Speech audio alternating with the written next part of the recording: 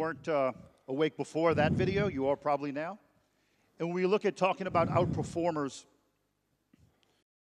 we look at the customers in the industry, right? What is your goal? Is your goal to outperform your competitors? Maybe. Is it to outperform the industry? Perhaps. Or as your shareholders and your CEO and probably your CFO care about, is it to outperform the S&P 500 in the stock market like all of our pros customers have over that 3-year period? My colleague Lars and I are going to talk about a few topics today to help you get there. The first being big data. What is it and why is it relevant? Everyone here has heard the term of big data, but we're talking about here its volume, its velocity, how fast does it change, and variety. How many different types of data can you use and leverage? We talk about volume, we're not talking about your colleague Joe who sits in the corner with a spreadsheet with 3 tabs across the bottom. Right? We're talking about leveraging the wealth of your CRM data, the wealth of your ERP data, the wealth of all of your sales transactions. When we're talking about velocity, how often does that data change? Every customer you acquire, or worse yet, every customer you lose, changes that data. As a pricing manager or as a sales manager, do you understand that and how can you leverage that? From a service parts type customer, are you leveraging the competitive data that's available to you? Whether you're buying it or whether you're scraping it off the web. How about car park data? How about weather data? How about the price of rubber or oil changing to influence the types of decisions you're making when you set your prices? Volume, variety, and velocity. If anyone was here last year with me when we did a pricing seminar, I'm a big fan of just numbers, and I'll throw those 3 up there. 17 billion. That's how much companies are going to spend on big data technologies. Okay? That number's reported from IDC. A large amount of money. 6.5 billion. Looking forward to 2016, software spending on big data. Okay? And ultimately, 50 billion, the size of the big data market as it approaches in 2017. What's the key message here? If you're not doing or leveraging big data, you're missing a great opportunity. Big data and the wealth of information it brings is here today, and it's here to stay. But it's just not about buying a new Oracle database or a new SQL database. It's about what you do with the data. How do you take the competitive data, marry it to car park, and then leverage and bring in social media to forge those decisions?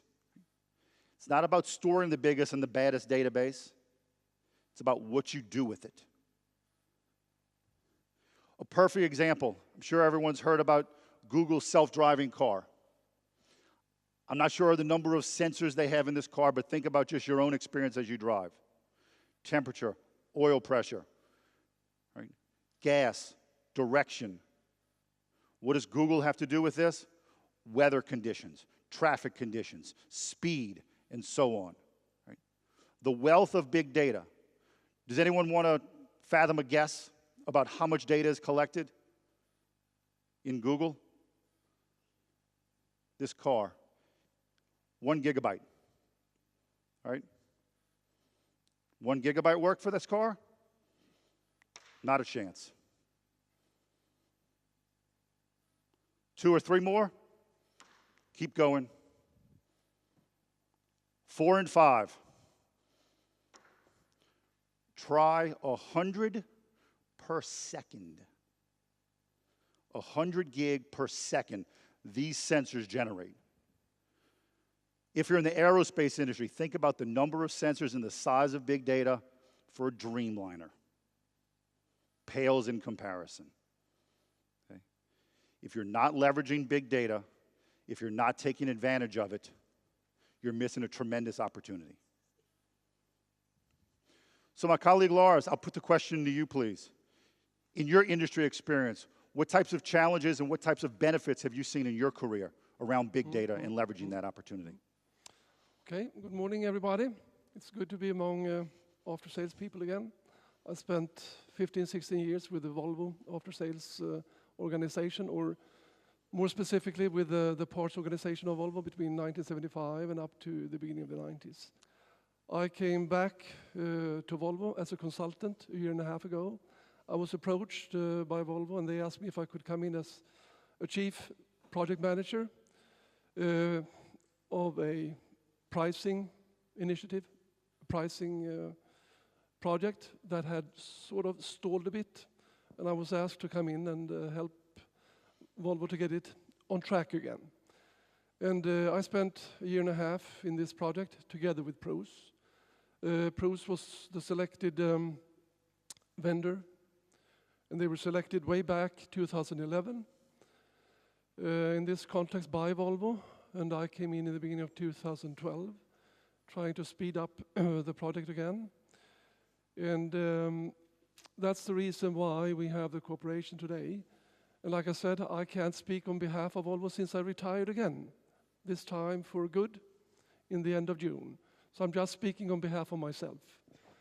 But like I said, references may be Volvo, as you may appreciate. Then delving into big data. I have to watch my steps here so I don't step on the gigabytes on the floor. But talking about the big data, it's a hype over the last 10 years, I would say. I have to go back to when I started for Volvo. I was driving sort of the strategic development of applications within the supply chain area, the inventory control area. And in the end of the 70s and the beginning of the 80s, we implemented in all our market companies specific systems in order to sort of save costs, improve the supply chain, really to control the inventory control setup we had all over the world globally.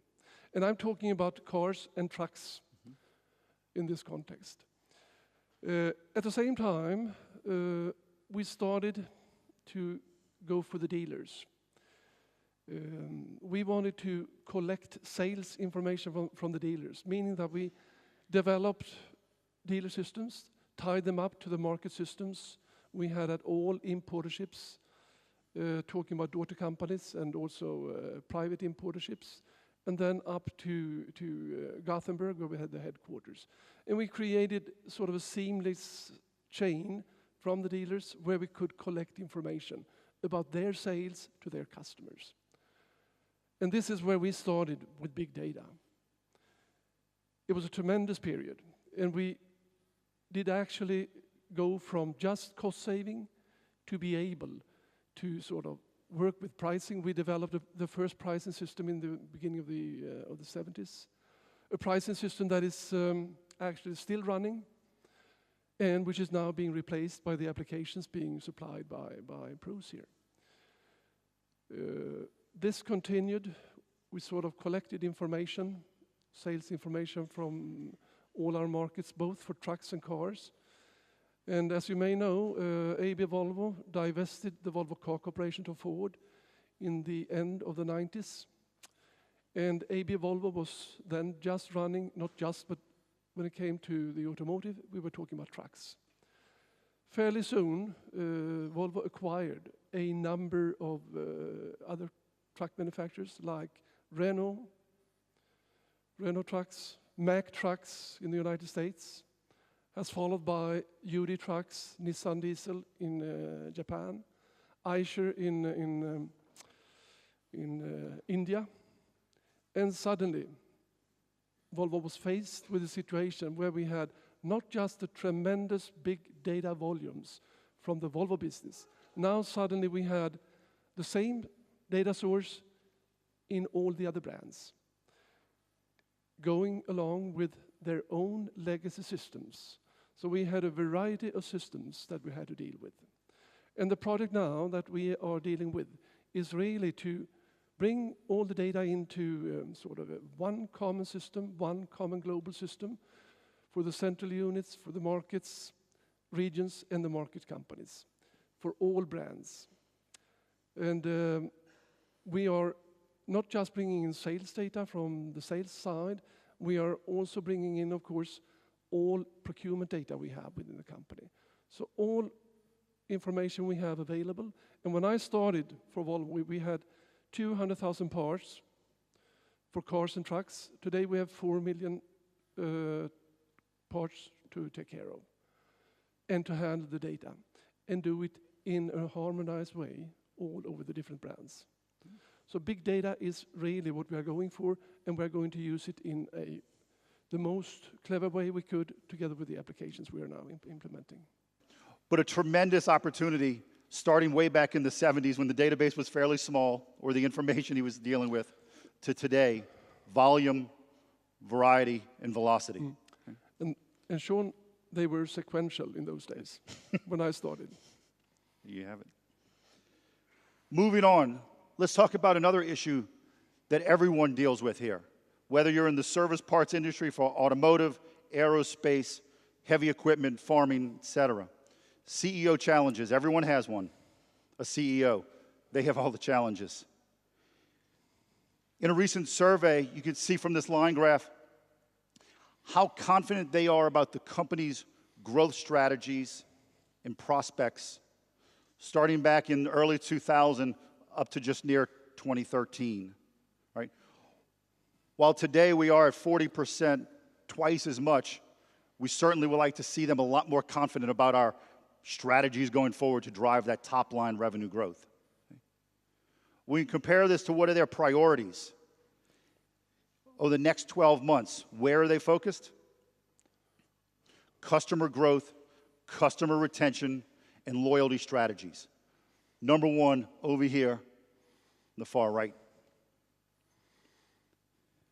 They also want to change their approach as well. Right? At 51%, top is growing your customer base. But herein lies the problem, especially for those who are salesmen and saleswomen in the room.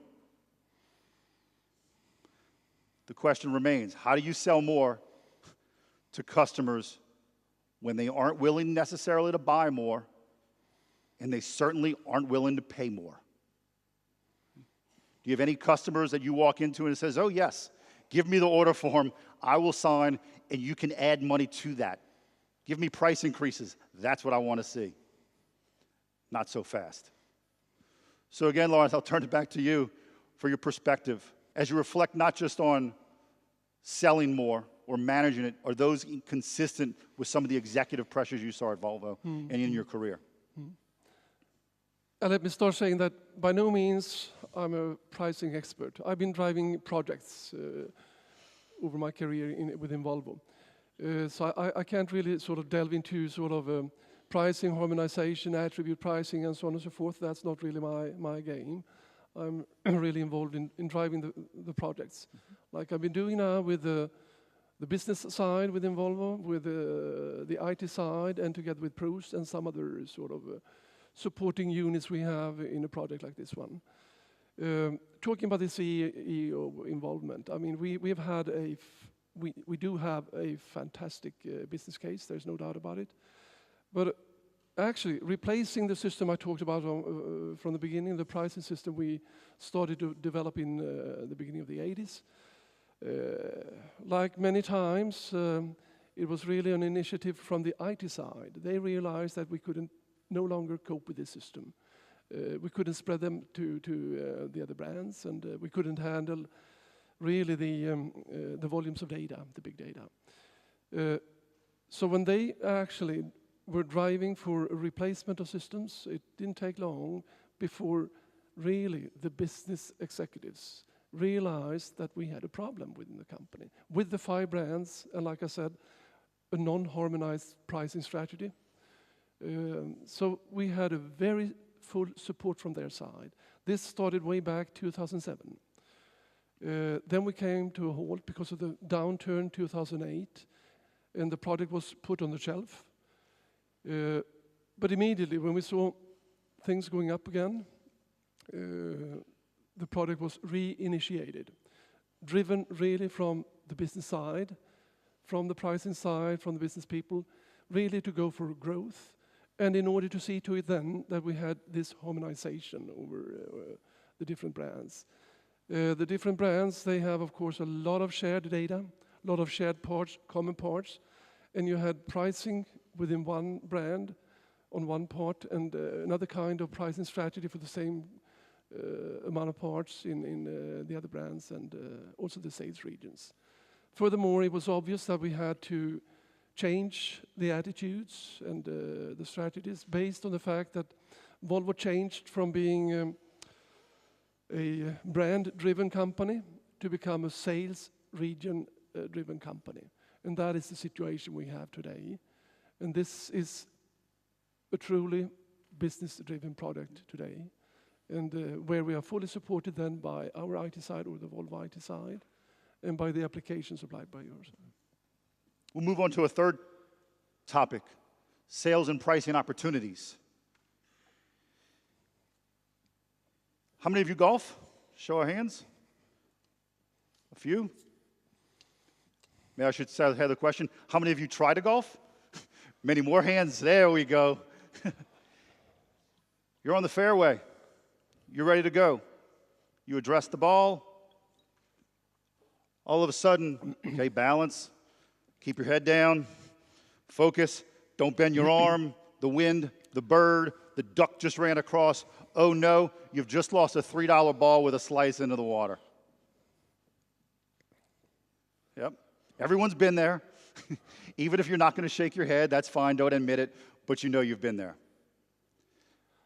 Let's make an analogy now to your salespeople, whether you're an individual salesperson or a sales manager.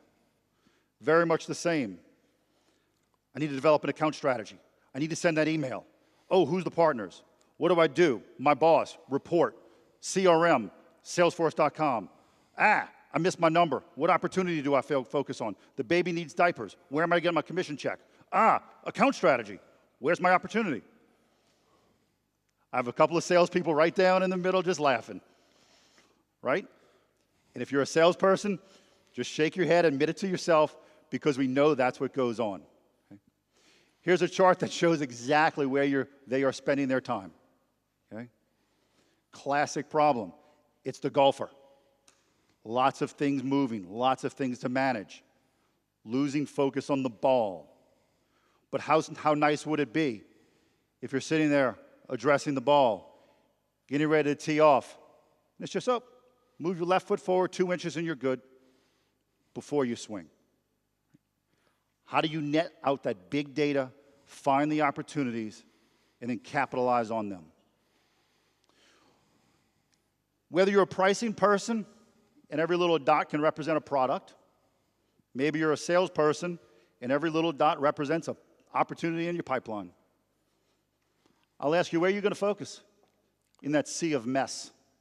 Right? Where is the proverbial needle in that haystack? Right? How do you make sense of a lot of noise to truly drive your business and exceed, again, that S&P 500? For the pricers, how many pricers do we have? Pricing people, pricing managers, product managers? Right? How do you take and understand the attributes that actually drive purchasing behavior? If it's a customer, is it a region that truly drives it? Is it the channel, the decisions and the influences of that? If it's back to the service contracts that we talked about, is it truly the T's and C's?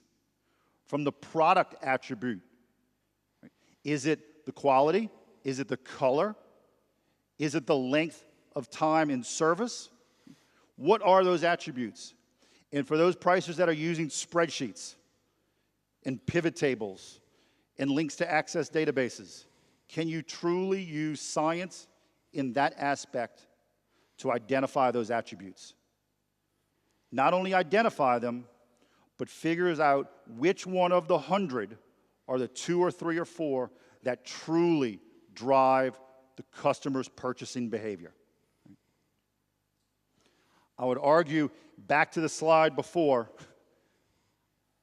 number of products, let's say each one has 10 attributes, very, very simple. It's a monstrous spreadsheet, one that's untenable. You cannot continue to do business that way. And once you find those attributes, can you confidently set forth a floor price where you say, salesperson, don't you dare sell my product below that, a target, and then an optimal ceiling? If there is truly a ceiling price for a salesperson, there probably isn't, right? Or are you going to find those 20% of the products and say, you know what, I think we want 5% more margin because that's what my CEO or my pricing finance person told me? And in that cell over in double Z, you're going to say equal price times 1 plus 5%, and there's your new price list. Is that finding the opportunities in your sea of data, or is that continuing the same behavior and struggling to make your numbers time after time?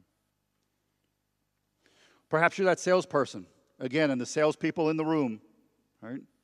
You have a set of opportunities. Where are you going to focus?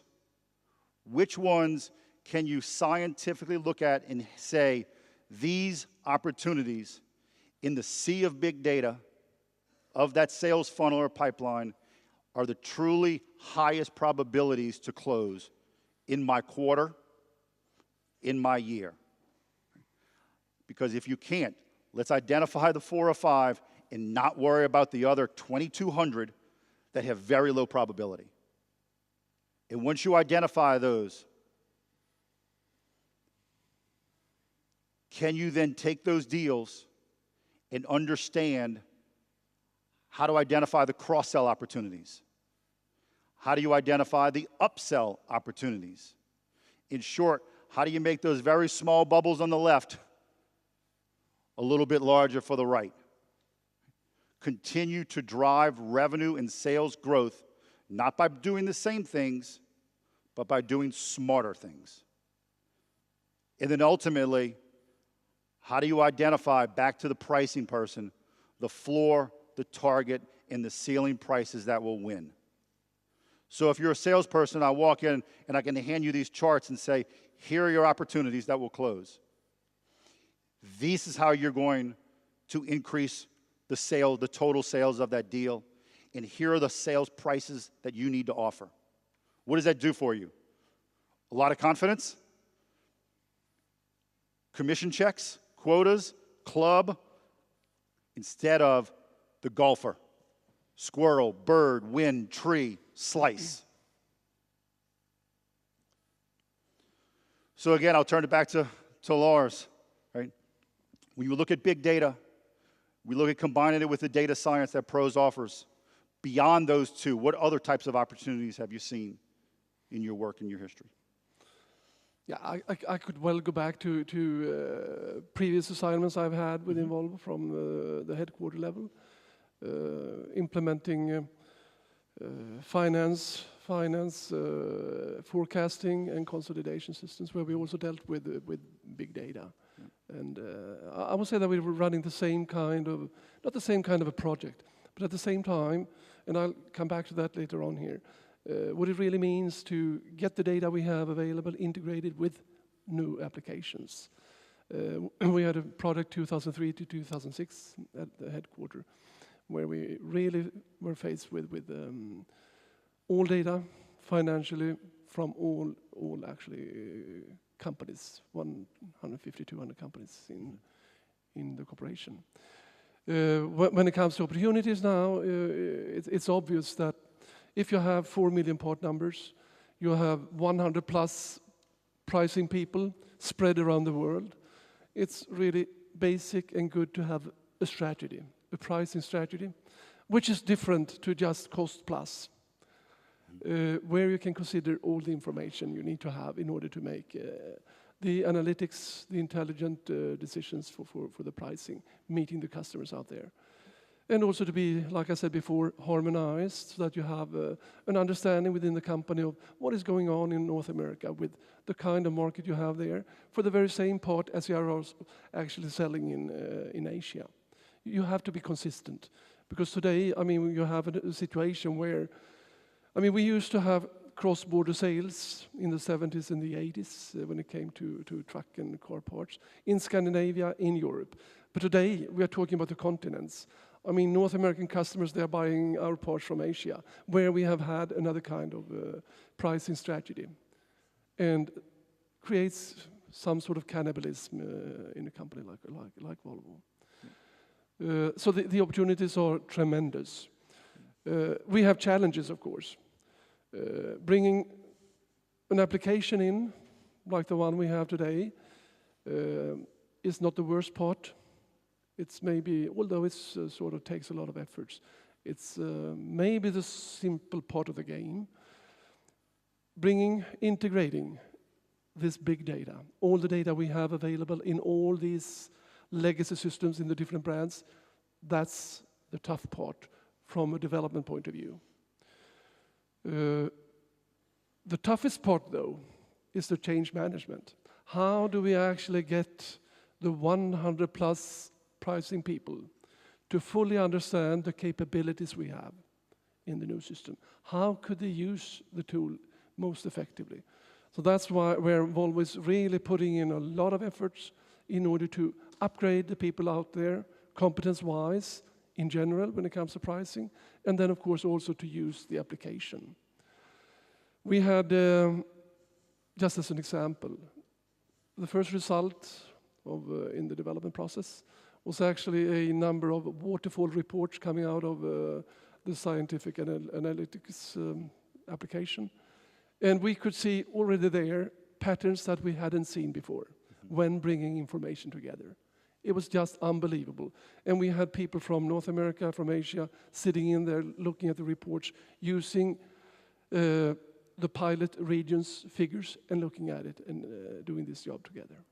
It was great. And as another case study, you talked about, mentioned gray markets and that issue.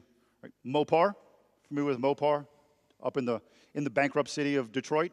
Right? They have a gray market issue, but it's not with China, it's not with Europe. It's Canada that is 5 minutes across the border. There is an issue. And what they use with this segmentation and the pricing, as Lars had mentioned, if you were to bring to either your CFO or your CFO, CEO, your executive team, $5 million in 28 days. There's an ROI.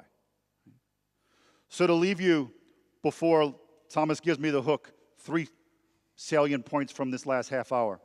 Big data is not a fad. It is here to stay, and if you're not leveraging that opportunity in that asset, you're missing the boat. Your competitors are. Number 2, those that embrace it will be able to outperform their competitors by 20%. And those aren't my numbers. That's not pros numbers. Those are studies that are conducted and validated by Gartner. And then lastly, for the sales and marketing people and the pricing people in the room, make no mistake, you are the tip of the spear to capitalize on this. It is no longer the factory people. It is no longer the production people. It is you who are solely responsible for driving that top-line revenue growth. Thank you.